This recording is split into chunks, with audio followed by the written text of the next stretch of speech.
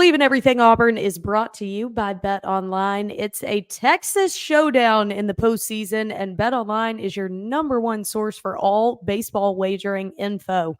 With up-to-the-minute stats, news, scores, and matchup breakdowns, you can get the latest game odds, spreads, and totals for the NFL and college football at your fingertips with Bet Online's real-time updates on statistics, news, and odds.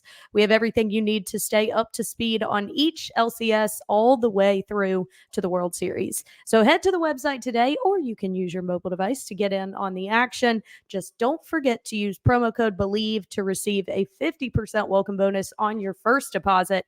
That is BLEAV at Bet Online, where the game starts. War Eagle, everyone. Welcome back to Bleav in Everything Auburn. Taylor Davis, Jason Campbell. What's up, everyone? Glad you've joined us. Hope everyone's wounds have healed from the last Auburn matchup. Jason and I still shaking our heads about that one. So, we're going to be brutally honest, as we always do. We'll give you a quick recap because truthfully, there ain't too much to talk about with it. And then we'll preview this week's matchup with Ole Miss. Apologize for the late episode this week. It's probably Friday by the time this one comes out.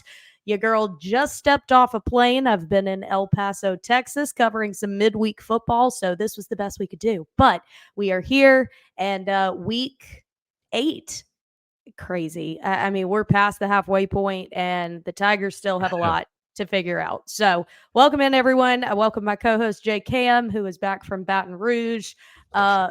Game aside, Jay, how was your trip? Baton Rouge is always one of my favorites to go to. Good evening, everybody. Taylor, welcome back. Welcome back safely and soundly. Got a chance to watch your game last night, and it was a late one. Anytime that you're in that time zone, it's always those 12:45, 1 o'clock Eastern. And I'm I a little stayed up. tired. Yeah, I stayed up to watch you and Cole and everything. Thanks, So man. our two Auburn representatives. Exactly. Baton Rouge was awesome. I had char-grilled oysters, which I will post on my Instagram tonight. Of course you will. They were so good. I probably ate more oysters in 2 days than I have in 3 years. Just being honest. I mean, that's the place to do it. Oh yeah, and I can only eat on char grill. And really? Oh yes, like I that's the only way I can eat them. And okay. Then we went to a spot called Rufiana's. Everyone should know it's a famous Italian spot in Baton Rouge, and I must tell you, it was really, really good. And the bread pudding was on point. Jay, you're was speaking on my point. language, dude. Yes, the bread pudding was on point. I was just like, I haven't had dessert in so long. I've been depriving myself. And I Really? said that night, I was out eating with the radio sports team, and these guys can eat. They can put it down. I thought, I like, man, like, y'all, man, like, I need to hide my plate. Like, y'all just putting it down. So, and it was really good. They treated us really well. So I enjoyed myself. Good. Yeah, Baton Rouge is one of those places that you will leave probably a little fluffier because of all the food that you ate, but you also will always have a good time. But unfortunately, the good times ended pretty much the first drive for Auburn. It was an ugly game. There is just no way to sugarcoat this one. Jay and I always try and find the positives, but truthfully, there were very few positives in this game. It was ugly from start to finish. And the thing with losses when you're in a period of transition and rebuild and all of that is, and Hugh Freeze has made comments about the expectations of Auburn fans. And while I do think we have them, I think any SEC team is going to have them. And so while we definitely have those expectations that maybe are a little grandiose for year one, what you do want to see is progress in the very areas that were problematic that led you to change things in the first place. And you at least think there's going to be a little bit more progress. Even if it amounts in a loss, you can see the imprint of what they're trying to do.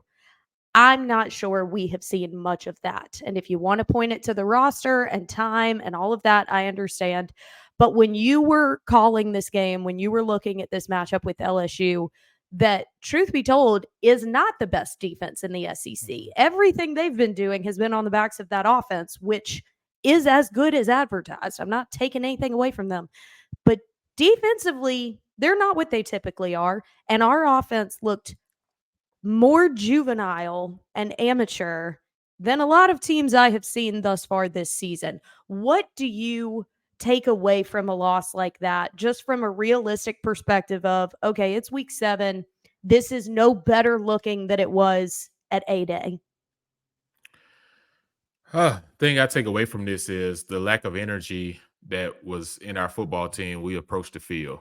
You got to come into a game like this. You know it's already hard enough to win in LSU at Mm-hmm. nighttime, and you got to be locked in. You got to come out. You got to bring a lot of energy. You got to bring excitement.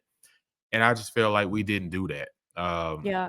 And we was coming off a bye week, so we've had time to prepare and we had time to generate, and we Rest. knew what was coming. Like we knew that their Mhm. offense could put up over 500 yards. They've done it 6 times in a row, which has been a record at LSU. They beat the 2019 with the Joe Burrow and that team that went on to the national championship. They just don't have that defense that those guys had. Right. But I felt like when we came in the game, they go down, they score immediately. The offense like, whoa, wow, they come out just, hitting you on all cylinders. And then once we got the ball offensively, the very first play, we get a penalty. Before we can even start the game, we get a penalty on False start offense. on the And first snap. yeah, we false start. I'm just like, come on, guys. Like that's just a lack of focus, Yeah. at that situation. Like you got to be locked in. And then we go those 3 and outs and we kind of get a little something going. And like I said, we just couldn't get into a rhythm and get going. But LSU, their defense, they changed some things. They went to a 4 down front. Yeah. And they got out at 3 down front. They went to a 4 down front. Their defensive backs played a lot better. And that's the one thing that we've continued to struggle at, Taylor, is winning on the outside. We have not been able to win those one-on-one matchups on the outside. We was able to hit Camden Brown back-to-back RPO on some quick posts that look really good. But we got to find a way to, if we're going to get better passing the ball, we got to be good versus press. You got to be able to Yeah. get off press and create separation. Then, even with Peyton, like Peyton missed some guys when they was there. It just seemed like it's just so off right now because even the receivers is open, we're overthrowing them or we're underthrowing them, or we're Yeah. getting sacked. It's a combination of a lot of things when it comes to the passing game. And then, Robbie comes in and he kind of does a lot of things differently and puts a little bit more pressure on their defense. And, he was able to hit a couple passes and they was able to run the RPO game and he get outside the pocket and you see 2 and 3 guys come up to him and he's able to find Brandon Frazier, behind those guys and able to get a touchdown in the red zone. So will they continue to run this 2 quarterback system? My guess is probably yes, based off of Monday's press conference that Same. this is going to continue. How that goes with the team, I don't know. I just feel like everybody just got to do their own job. You can't get the word about what the quarterbacks are doing because I saw too much on Saturday that nobody should be worried about what the quarterbacks doing. Everybody should be worried about what they got to do. And Yeah. and they need to start trying to figure that out because the team that we saw against Georgia looked total opposite when we were on the road against LSU. So Yep. it's kind of like, okay, where are we? Where are we at? Because it seemed like we was making progress and we was going in the right direction against Georgia. And then you go on the road and all of a sudden the energy is not there and the guys just don't feel like they showed up, Yeah. and realized they was in a dogfight and the wave was just coming and it just wouldn't settle. And we didn't know how to answer that. We talked about it on the podcast last week. Are we that team in the Georgia game? Are we that team or are we that team in Jordan Hare? And we felt like we were going to see that a little bit more in Baton Rouge. And I think that showed it. This team very much feeds off the energy at Jordan Hare. They carry themselves with a lot more confidence. And so it seems like it's more about the confidence in the brand, the place, which is also great. And that's why Jordan Hare is one of the best atmospheres in college football. But you got to have confidence in your team and in yourself to travel in the SEC. Literally, the game I was covering last night, New Mexico State's quarterback, I was standing next to him on the sideline. He may be 5'8". Like, I'm not kidding. He may be 5'8". He is a little dude. You can't tell him anything. It's like he's 6'5". He was right. You watch the game. He is their version of Johnny Manziel. I mean, a much different version, but like the way he creates something out of nothing. He just and it starts up here. I could tell it was a mentality and an air about them.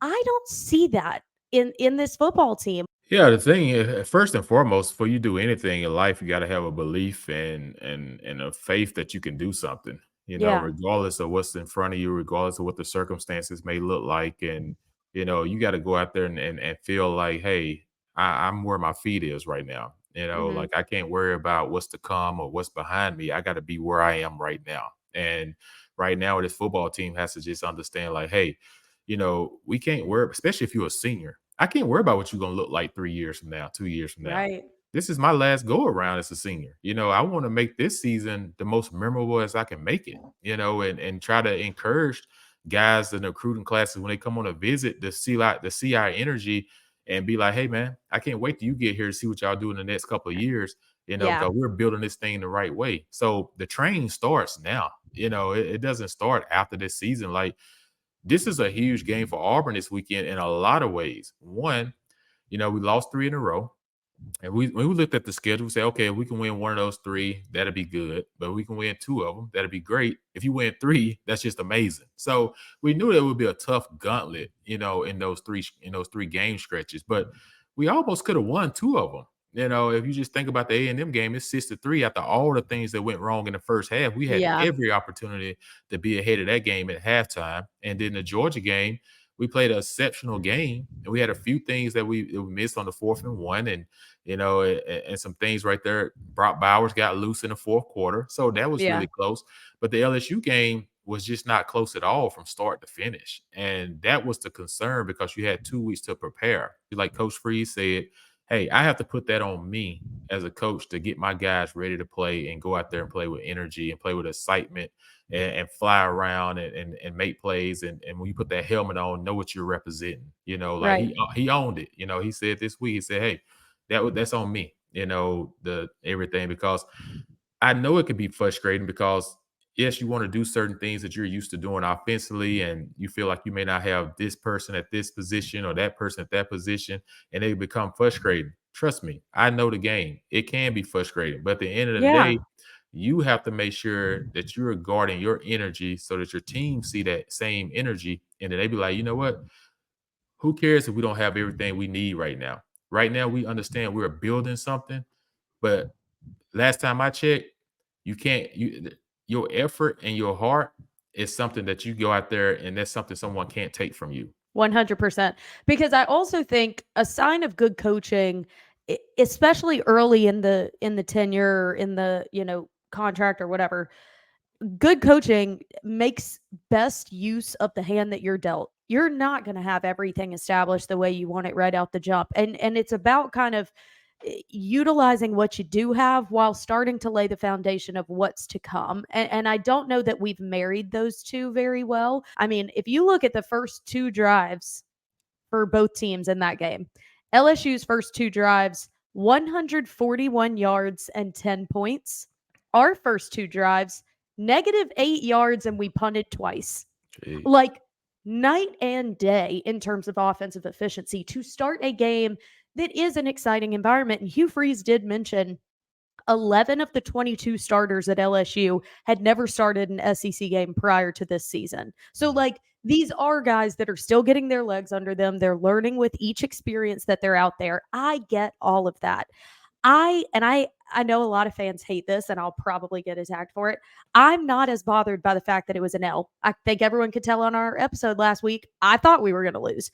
It's the way in which we're losing, and that's been the narrative at Auburn for the past few seasons. The way we're losing these ball games is not indicative of the kind of program that people like yourself and Lack and all the greats before y'all have been laying the foundation for years. Like you were saying, there are certain ways that you lose.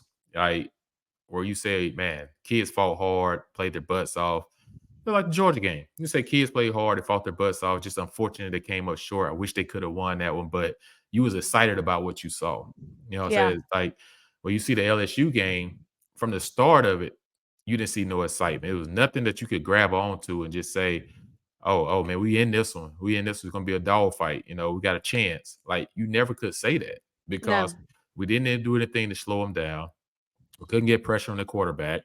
Our defensive backs, they lost a lot of battles, and those one-on-one where we blitz and you don't get home. Now you got to chase a guy around for 3-4 seconds, and it's hard when you face those LSU receivers that they got. Right. Neighbors and Thomas, those guys are beasts, and their in and out of cuts is second to none. And Jaden Daniels, the way that he operates the offense, he He operates is. like a veteran quarterback, and how he Yes. sits back there and he knows the blitz that's coming. So he'll look off his defensive backs and he's able to hit that backside DB on a dig route because everybody's playing man and flowing one way. You may have one linebacker in the middle that's there for him. So you're trying to work him away from the guy that you're trying to throw the ball to and get out of the lane. He's very good at that. And I just feel like he's there now 4 years in college, 2 years at Arizona State, now 2 years there. I'm just wondering, like with Thorne, he's supposed to be a veteran guy. This is supposed to be like his fourth year. And I don't know if it's just he's still uncomfortable with the offense or he's just not on the same page with the receivers because there are some times he'll throw the ball a little accurate, but there's times when the guys are open. Those are ones that concern me, and we just straight miss them. Yep. I was just like, that's a confidence thing there. So hopefully whatever happens this week, like we said, Ole Miss is at home. We need a relevant win versus a good opponent. This is a really, really good opponent, and it's not going to get easier because the offense we face this week is second to LSU in the SEC.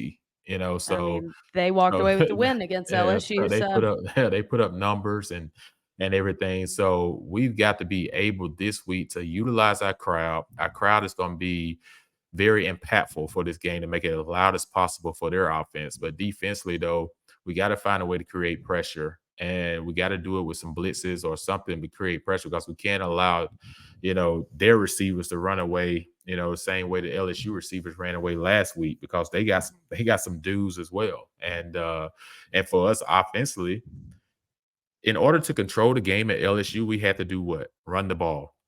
We couldn't run the ball. They was doing really good at stopping our run. So then what happens is what we've been hurt by is our passing game. So when you don't have a passing game, you pretty much can call it a day because they don't have to risk it until you show them that you can really run the ball. So LSU, for example, 4-man box. Sometimes they would bring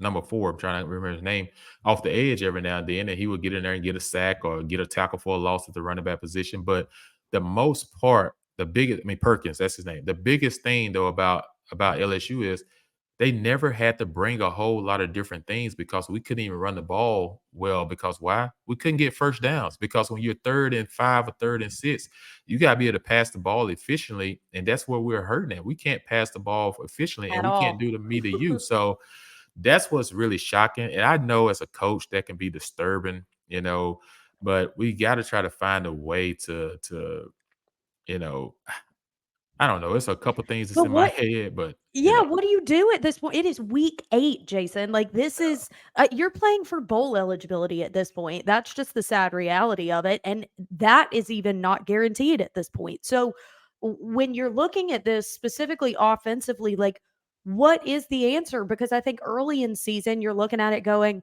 they need time, they need reps, they need experience. You're at week 8. I mean, like you don't have many more chances at this. So if you're hoping to end the season strong and get a few good wins, what does that mean? What changes? well, one thing I think they want to do is go tempo, Okay. but they scared to go tempo because you got guys like Jason Jones, Marcus Harris. Your defensive line is we got guys out, guys Gas. hurt for the year, so you don't want those guys playing 90 snaps, against Right. a team like LSU and Ole Miss and Georgia. If you go tempo and you can't pick up first downs, now if you can go Exactly. tempo and pick up first downs, then it helps because now your defense is getting rest and you're putting a lot of pressure on their defense. But if you go three and out, now you hurt the strength of our team right now, which is our defense, because you Defense. don't get those guys time to catch their breath and they're right back out there before they know it. So, I guess we got to find somewhere in the middle. And I know a lot of people want to ask the question, you know, how come Robbie's not getting more playing time? you know, That's not my question. My question is, do we deviate from 2 quarterbacks? Is the rotating, have we seen enough to say this is not doing what we wanted it to do. Neither of them are in a rhythm. Even if it fails, we got to give one of them an entire shot. Yeah, that's my thing. At this point in time, do you give Robbie an entire game? Do you see what he can do physically, how he can affect the game, and then how far has he come along in passing? Give him 16, 20 passes in the game. See if he's come along in the passing game Why and not? everything. So, because I guess I guess what I'm trying to say is we don't see these guys on a day-to-day basis. So I guess the True. coaches feel like, hey, Thorne does this a lot better. Robbie does this a lot better. Maybe he's getting us into certain plays. Maybe this guy doesn't have a better understanding of this. That's my only way I think that they're playing two guys because at this point, you would probably think we would deviate away from that a little bit and see about, hey, let's see about giving a guy a game. But, you know, that's why they get paid the big bucks. You're right. It's You're right. maybe And for a I reason. think it's an important perspective for fans to remember as well that we see a small sample size of these guys. These coaches are literally around them all the time and they know the ins and outs of managing the offense, the playbook, the film room, like all of those things that we are not privy to. So I get that. And I'm not saying it should be Robbie over Peyton. Heck, I've been asking for Holden. You know what I mean? Like I'm not saying which one. I'm at the point where by week 8, and it's not just, oh, we're coming up short in these games. It is we are a team that has no offense. Like that's insane. When you look at our numbers, it's insane to look at the breakdown of us offensively and continue to go with the same system. The definition of insanity is doing the same thing over and over and expecting a different result. So if this two quarterback system and swapping them in and out has led us to be the worst offense in the entire conference, maybe it's time to give any of them a full shot because you know as well as anybody how much that rhythm and that not looking over your shoulder, am I coming out? Am I coming out? Maybe it would help one of them. And if not, the other system isn't working either. So at least we know. But yeah, it definitely would help the rhythm though. Like if a guy knows Yeah. like, hey, how many plays I'm going in and even if they do the alternate thing, for example, if you just tell a guy, hey, you got this series all the way down the field. It doesn't matter the No situation, matter what it doesn't matter happens. what, you got it all the way down the field. That way in a quarterback's mind, he's thinking like, okay, if it's 3rd and 1, I don't have to look to the sideline and see if I gotta run out real quick because I'm getting another Right. guy's coming in. I know I'm in the game. So I can lock in completely knowing that I'm not gonna be substituted. Yeah. The other option is, hey, we're gonna give you the whole first half. See how you do. If you don't perform in the first half, then we'll get the other guy the whole entire second half. Yeah. That way you get more volume of what you're looking at, and everything because you want to see would that help? Would that get into a rhythm? Would that show? Would the offense connect with that? I really understand, how people want to see a little bit more of Robbie because he does present problems to defenses. Like he Yeah. can run, he's fast. The RPO game, they can't just flow as fast because they know like if you overflow 2, 3 steps, he can beat you. Right. He can get by you in a hurry. And everything. And I think a lot of folks with the Thorn situation is people have kind of lost confidence because it's not much to hang on to volume wise we've seen in big Right. games, and I think the coaches are saying like, hey, we brought this kid in here as a transfer guy. We got to give him an opportunity to benefit of the doubt because he wasn't here with us in the spring. He wasn't here most of the summer. We hoping that it just clicks at some point for him that this is the game it clicks. So you keep hanging on to that as a coach saying, this is the game right here. It's going to click. Yeah. This is the game. It's going to all click in and get going. Like I think they feel a part of. We got through the gauntlet, which was that 3-game stretch we knew about. I think they feel like going into the Ole Miss game. Maybe this is a game that it just starts clicking. And if not, I think you probably will see some adjustments. I really do. I think if things don't start showing good up in the first quarter on Saturday, I think you probably will see some adjustments the rest of that game.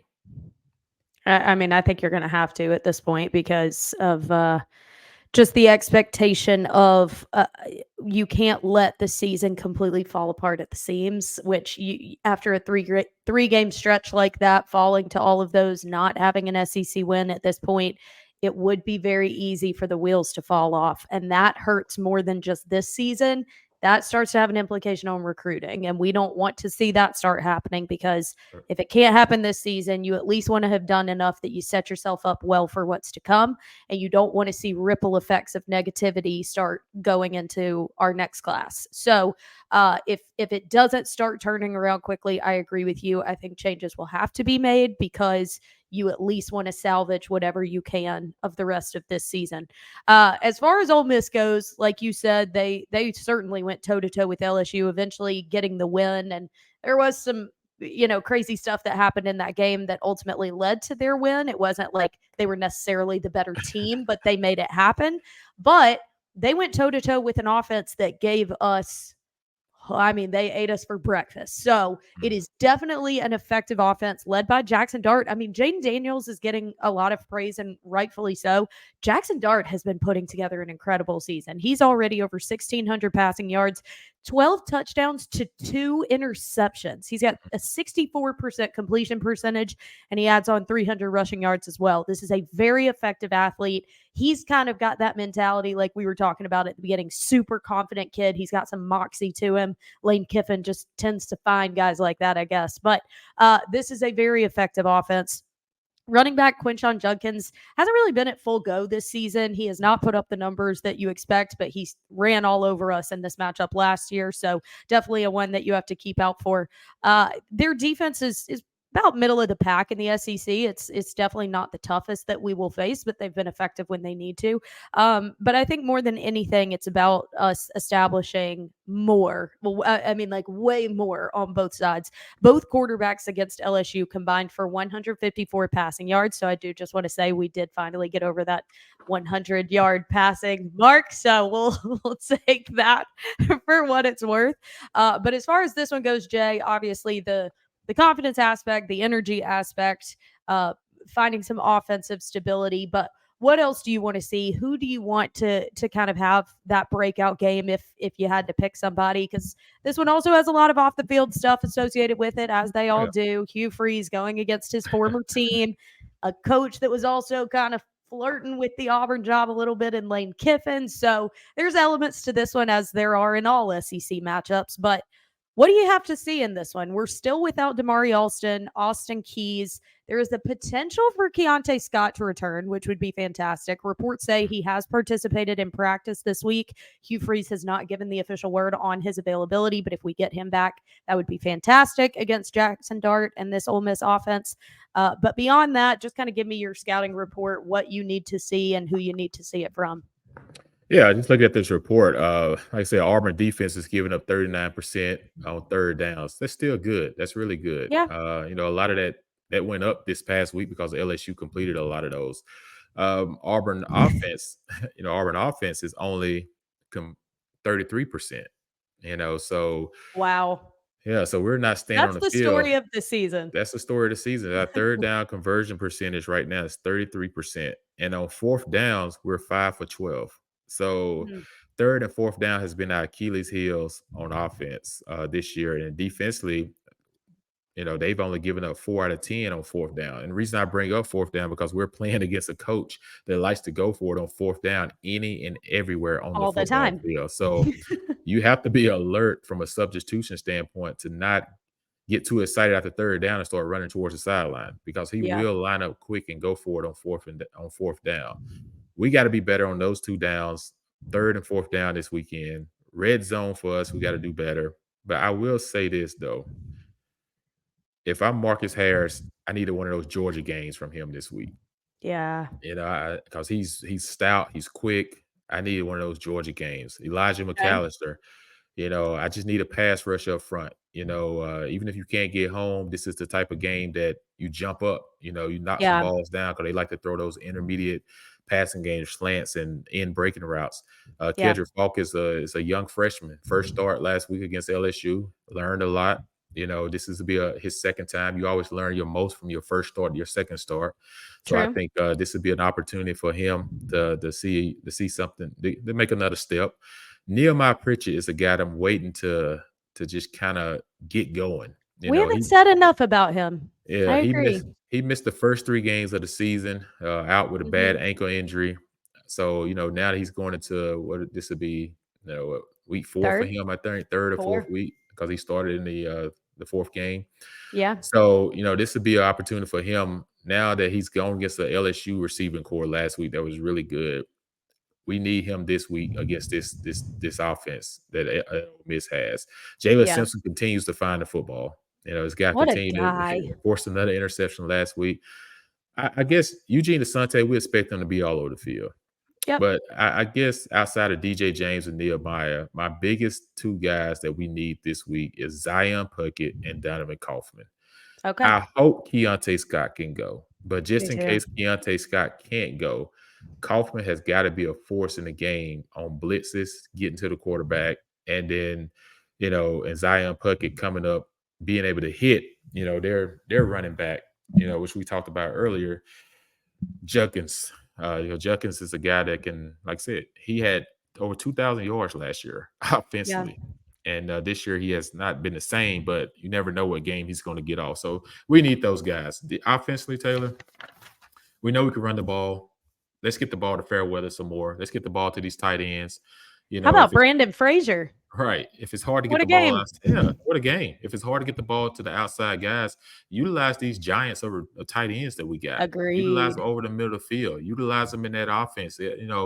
They create matchups because we have big, big tight ends. So Yeah. I expect us this week to utilize more of those guys and come out and play with some fire and some excitement and some energy from time Yeah. the game start. Bring it. Like bring the noise. Like you have an opportunity right now. Literally, looking at the rest of our schedule, all our tough games are at home. Yeah. So you go to Arkansas and you go to Vanderbilt. Everybody else you have coming to Jordan Hare. You have an opportunity here to have an Who's eight SEC horse. wise? It'll be Mississippi State and Alabama. Those are our next Yes, 2. we got Ole Miss, Mississippi State, and then you got you got New Mexico At State and Alabama coming here. Okay, yeah. And So, 2 and road then games, at Arkansas, Vanderbilt. Vanderbilt. Mhm. Okay. Yeah, Yeah, you should definitely beat Mississippi State, Vanderbilt, and Arkansas.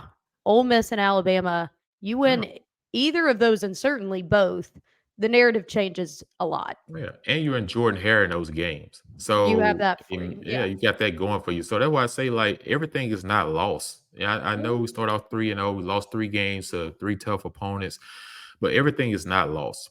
If you Sure. reset your mindset and you come out this week and you beat a good Ole Miss team, and then you get confidence and you just start winning a couple in a row, like, you can look up at the end of the year and see a lot of progress that was made, and you learn a lot from those last 3 weeks that we just went through, and Yeah. you can go into the offseason feeling great with a really good bowl game. Right. Yeah. That would be imperative as well, especially for that recruiting piece like I talked about. Let me ask you this, far too early, I realize that because we have yet to see Alabama LSU, but now that we have seen both Georgia and LSU and we're all familiar enough with Alabama and what they have going, do you anticipate the SEC champion being an East or a West team? Yeah. AKA, do you see Georgia winning the SEC?